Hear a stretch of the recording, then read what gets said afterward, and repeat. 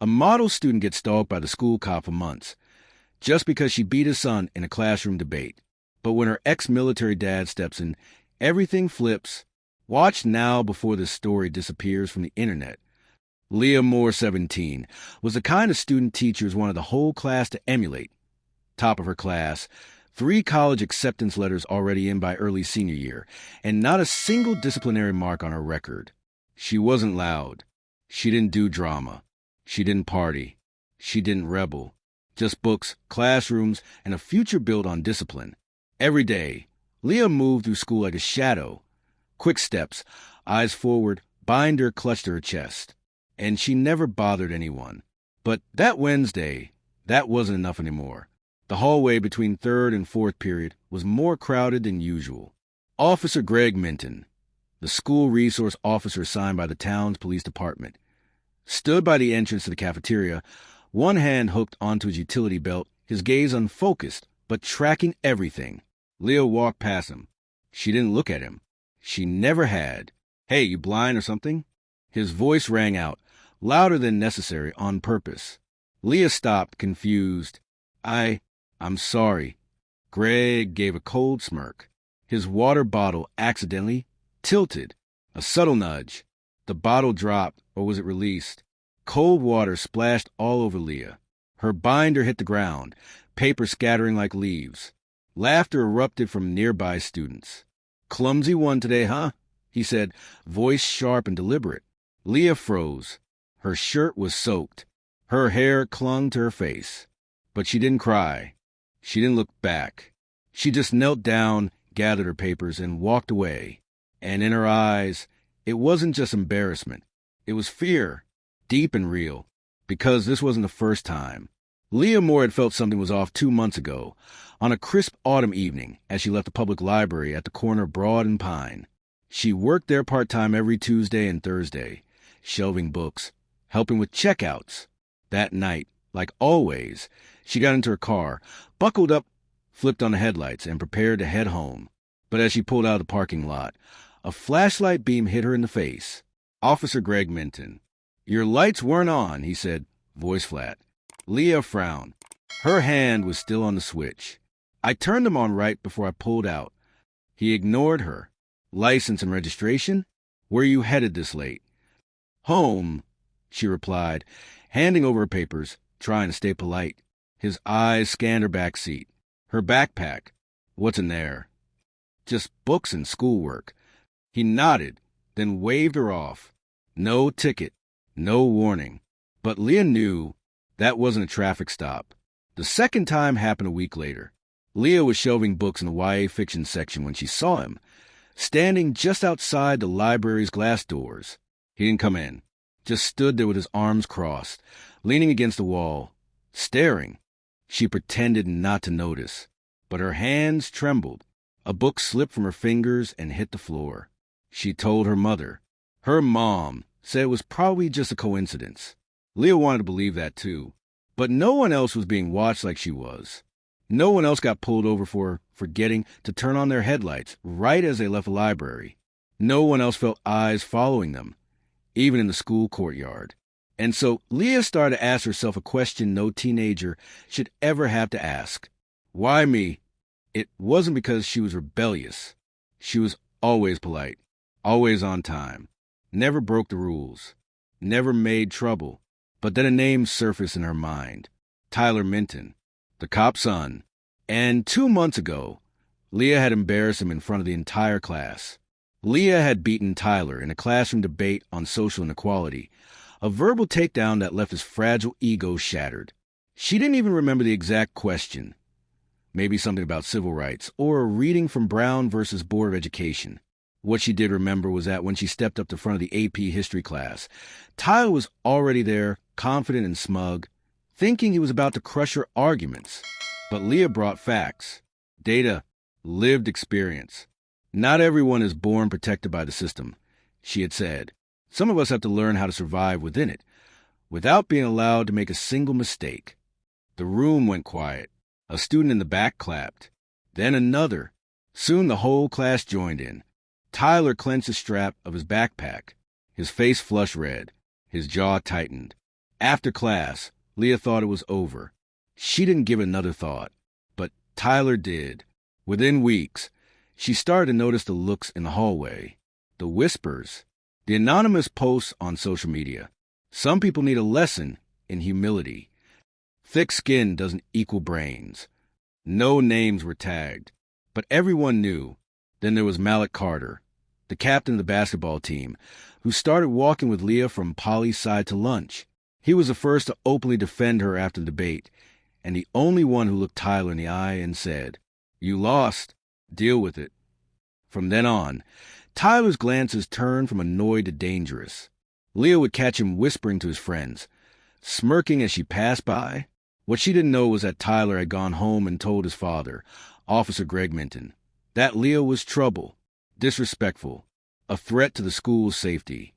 The story was twisted, and the officer, without needing proof, believed every word. After being publicly humiliated, Leah could feel the isolation closing in, the uncomfortable silence from classmates, the shift in how people looked at her. That Friday, Leah walked into school as if she had dropped into an alternate reality. Same hallways, same lockers, same familiar bell, but the air was different now, heavier, colder. She heard laughter, but this time it wasn't about anything funny. It was that nervous, awkward kind, the kind that filled the hallway when she walked past. Some students avoided her eyes. Others stole quick glances. And the worst were the ones who used to greet her, now lowering their heads and saying nothing. Even Ava, her history group partner since 9th grade, mumbled flatly, "I'm sure it's just a misunderstanding, Leah. Don't overthink it." A misunderstanding? Leah wanted to laugh, bitterly. Ice-cold water had been poured directly onto her chest, surrounded by laughter, with a police officer watching it all with smug satisfaction. There was nothing misunderstood about it. At lunch, she didn't go to the cafeteria. She hid in the library, a survival reflex, tucked herself in the farthest corner, pulled out a book to pretend she was studying. But her hands trembled, and her eyes kept darting toward the glass doors, tracking every passing shadow. Every silhouette felt like a false name called out during roll call, jarring and personal. The library was nearly empty, just the soft hum of the ceiling fan and the occasional clack of a keyboard. She put her earbuds in, but didn't play music. She just needed the illusion, a reason not to talk, a sense of control. "Leah," the voice drifted in, soft as wind. She looked up. It was Mr. Miles, her history and government teacher. He had witnessed the debate with Tyler. His expression was filled with quiet concern. "You okay?" She nodded, like always, but this time her voice cracked, and her shoulders carried the fractures she could no longer hide. "I didn't do anything wrong," she whispered. He nodded gently. "I know." For the first time all week, Leah felt like someone was standing on her side, but she still hadn't told the whole story. And the fear? It was still sitting there, tight in her chest. Leah's heavy backpack slipped from her shoulder as she stepped inside the house. The old wooden floor let out a familiar creak beneath her footsteps. She was about to turn toward her room, but froze. A pair of dusty combat boots sat just beside the welcome mat. Leah stood still. She knew what those boots meant. He was home. "Leah?" Her mother's voice drifted softly from the kitchen, gentle but laced with caution. "Your father got back this morning." No warning, same as always. Leah stepped forward, each footfall calculated, deliberate. Her father, Marcus Moore, was standing by the sink, a coffee mug in hand. The cold sharpness in his gaze hadn't changed since the day he left the military. He looked at her, said nothing, but his eyes, they saw everything. "Something happened?" he asked, his voice low and quiet, but every word carried weight.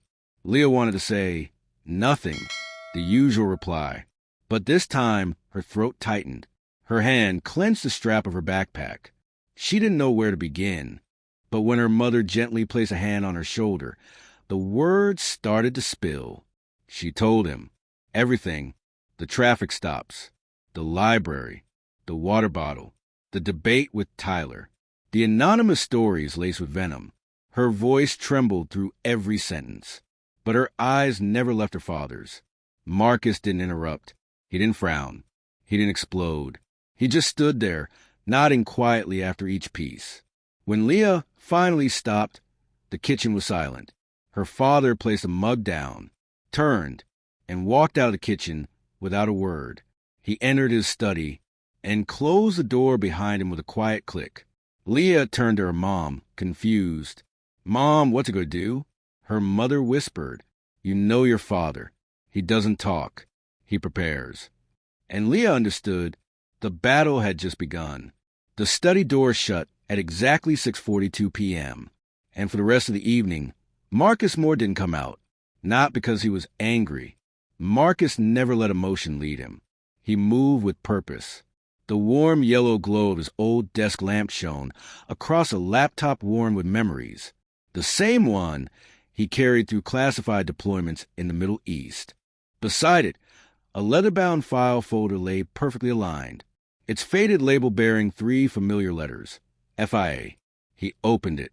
No furious typing, no heavy breathing, just the quiet, lethal calm of a man who had long since made peace with the dark. Greg Minton, police officer, Tyler's father. He had served in 3 precincts before taking a position as school security at Melrose High. Marcus scanned reports. Traffic stops, ignored complaints, sealed internal investigations. Then came the most disturbing section. The names of those he'd targeted. Most were black or brown teens. All had one thing in common. Smart, confident, unafraid to question. Just like Leah, Marcus didn't need to read further. He'd seen men like this his whole life. Those who were behind the law to protect fragile egos and blood-deep prejudice. At 4:12 a.m., he stood, poured a sip of cold coffee, and slid all the documents into a manila envelope. On the front, he wrote in bold, firm strokes, "The truth starts here." As the sun rose through the kitchen window, Leah came downstairs, her eyes still puffy from the night before. Marcus was already at the table, hand resting on the envelope. He looked at his daughter, calm, composed, but with steel in his eyes. "Do you trust me?" Leah nodded. "Good." He slid the envelope toward her. "Because starting today, this ends." 8:17 a.m. The main hall of Melrose High fell silent, like someone had flipped a switch. A tall man, broad-shouldered like a brick wall, walked to the front entrance, dressed in a simple gray shirt and military-style khaki pants. Marcus Moore didn't need a name tag or a badge. His presence alone made the security guard straighten up. "Can I help you, sir?" a secretary asked, half nervous, half curious. Marcus Moore. "I have a meeting with Principal Thornton," he said, short and direct. The office door opened. Principal Denise Thornton, late 40s, petite but known for her firmness, stepped out. But the moment she saw Marcus's eyes, she froze mid-step. "Mr. Moore, I was informed." "We need to speak privately," Marcus cut in, voice low and clear. Inside the office, Marcus didn't sit. He placed a thick, weighty file onto her desk, every page stapled, numbered, and organized like a military intelligence report. "This is public record. And some things I had pulled from old channels," Marcus said, his hand resting lightly on the file. "A pattern of behavior, harassment, racial profiling, abuse of power, and my daughter is just the latest target." Thornton flipped through a few pages. Her eyes shifted from confused to alarmed. I didn't realize it had gone this far." Marcus folded his arms, gaze steady. "The question isn't whether you knew. It's whether you want to handle this in this building, or I take it outside, to the media, to the lawyers, to the State Department of Education. No threats, no shouting, just a cold, undeniable truth delivered in a voice that left no room for argument." Thornton swallowed hard. "Give me a few hours. I'll act." Marcus nodded once. "Good. You have until noon." By Monday morning, before first period even began, the news had spread to the halls of Melrose High like wildfire. Officer Minton's been suspended. In the cafeteria, students whispered to one another. In the library, Keyboards clattered as someone found a headline from the Arkansas Tribune. Honor student harassed by school officer for months. Her father, a former federal operative, fights back. Leah stood alone in the girls' bathroom, hands trembling slightly as she opened her phone. Notifications flooded in. Classmates messaging her, teachers checking in, even an email from a reporter at Channel 7 requesting an interview. Online, the hashtag Justice for Leah had started gaining traction. People were resharing the blurry, short clip from the hallway incident. Just enough to see Officer Minton intentionally letting the water bottle slide. The laughter from the students in the background made it even more bitter to watch. And then the real explosion hit. 3 more students came forward. 2 boys, 1 girl, all black, all with eerily similar stories.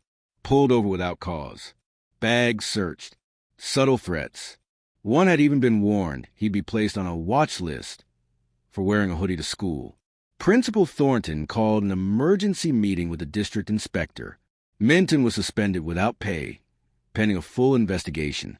When he walked out of the front office, there was no ceremony, no send-off, only the quiet, pointed stares of a school waking up from the spell of silence. As for Tyler Minton, he was no longer scrolling through TikTok in class, no longer speaking loudly over others during discussions. The kids who used to laugh with him now avoided eye contact. Some whispered, "What's going to happen to him now?" His dad just got exposed in front of the whole state. Who's going to believe him after this? And Leah? She still came to school like always, but something had shifted. Now, when she walked through the hallway, people stepped aside, not out of fear, but out of respect. In AP History, during a classroom discussion about equal opportunity, Tyler tried to raise his hand with a statement. Leah responded calmly, evenly. Maybe the better question is who opportunity comes to and who has to fight for it with their whole dignity on the line. The room went silent. Mr. Miles offered the faintest smile. The balance of power had shifted.